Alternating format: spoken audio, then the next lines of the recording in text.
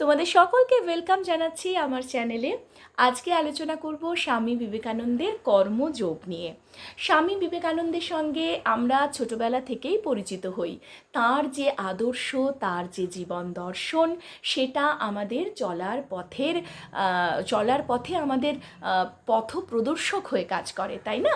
আমরা জানি যে স্বামী বিবেকানন্দ বিশ্ব মানবতাবাদের ধর্মকেই প্রতিষ্ঠা করতে চেয়েছিলেন, যে মানুষই হলো আসল, জীবে প্রেম করে যেই জন সেই জন সেবিছে ঈশ্বর। অর্থাৎ জীবের মধ্যেই ঈশ্বরের বাস। সুতরাং জীবকে সেবা করা মানেই ঈশ্বরের সেবা করা।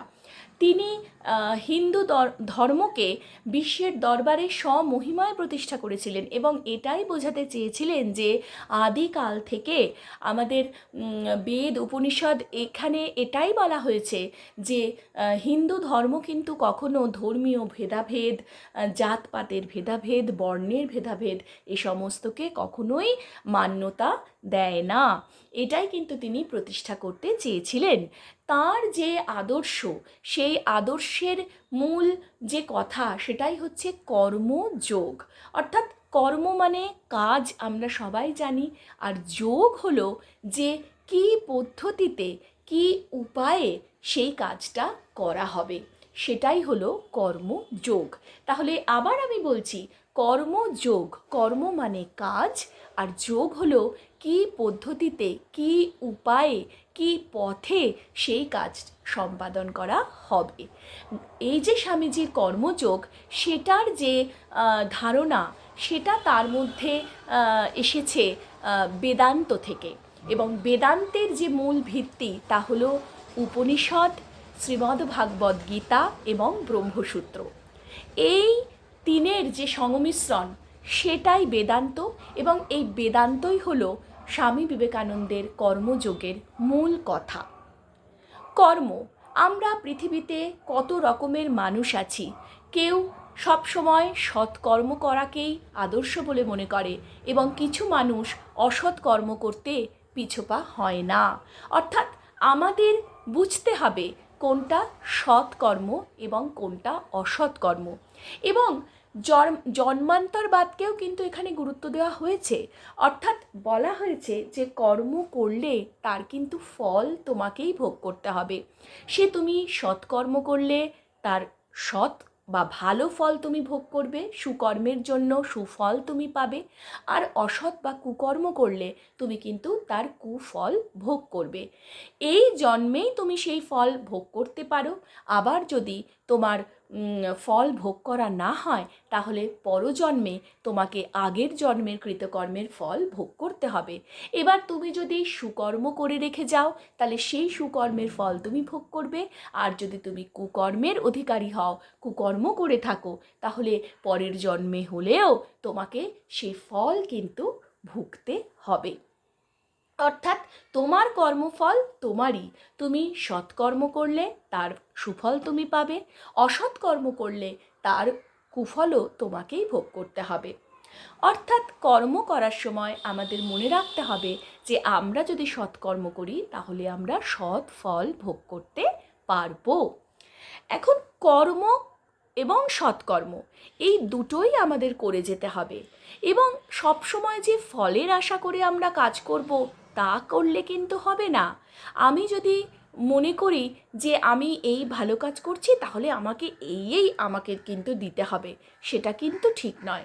কর্মযোগের মূল কথা হচ্ছে তুমি কর্ম করে যাও। গীতায় বলা হয়েছে যে কর্ম করে যাও, ফলের আশা তুমি করো না। তুমি যদি ভালো কর্ম করো, তাহলে ঈশ্বর নিশ্চয়ই তোমাকে তার সুফলই দেবেন। অর্থাৎ তোমাকে মানে কোনো রকম আশা না রেখে সৎ কর্ম করে যেতে হবে। এটাই আমাদের আদর্শ হওয়া উচিত, যে আমরা সব সময় কর্মে নিজেদেরকে নিযুক্ত করে রাখব। কারণ কর্মহীন মানুষ কখনো সুস্থ জীবনযাপন করতে পারে না। আমরা জানি একটা কথা আছে যে অলস মস্তিষ্ক শয়তানের বাসা। অর্থাৎ যার কোনো কাজ নেই, তার মাথায় কিন্তু খারাপ চিন্তা, খারাপ ভাবনাই আসে।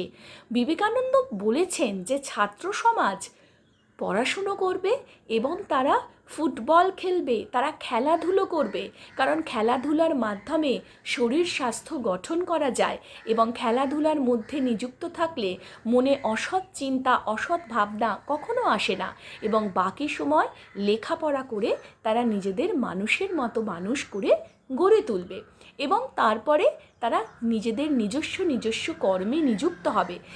যে কর্মই করুক না কেন, সে ডাক্তার হোক, সে ইঞ্জিনিয়ার হোক, সে অধ্যাপক হোক, সে শিক্ষক হোক, সে কোনো ব্যবসায়ী হোক, সে যে কর্মই করুক না কেন, একজন সাধারণ মানুষ, আমরা জানি বিবেকানন্দই বলেছেন যে মুচি ম্যাথর কেউ পৃথক নয়, সবাই ভাই। তো যে সাধারণ কাজ করে, কোনো কাজই কিন্তু ছোট নয়, কোনো কর্মই কিন্তু ছোট নয়। সৎ উপায়ে যে কর্মই সম্পাদন করা হয় তাই হলো বড় কাজ। তো সবাই তার নিজের কর্মের প্রতি সৎ থাকবে, আদর্শবান থাকবে এবং কর্তব্যপরায়ণ হয়ে কর্ম করবে। এটাই হলো কর্মযোগ। অর্থাৎ আমাদের সারা জীবন কাজ করতে হবে এবং কর্মযোগের মাধ্যমে কাজ করতে হবে। সেই কাজ হবে আমাদের যোগের মতন, অর্থাৎ সৎ উপায়ে, সৎ পদ্ধতিতে, সৎ পথ অবলম্বন করে আমাদের স্বচ্ছভাবে, সততার সাথে, আদর্শের সাথে সেই কাজকে করতে হবে। এবং যতদিন আমাদের ক্ষমতা থাকবে, শারীরিক ক্ষমতা থাকবে, মানসিকভাবে আমরা সবল হয়ে থাকব, আমরা কর্ম করব। এখন কর্মও দুরকমের আর একটা দিক থেকে হতে পারে, যেমন সৎকর্ম, অসৎকর্ম, সেরম সকাম কর্ম, নিষ্কাম কর্ম। যে কর্মের কোনো না কোনো ফল আশা করে কাজ করা হয় সেটাকে বলা হয় সকাম কর্ম।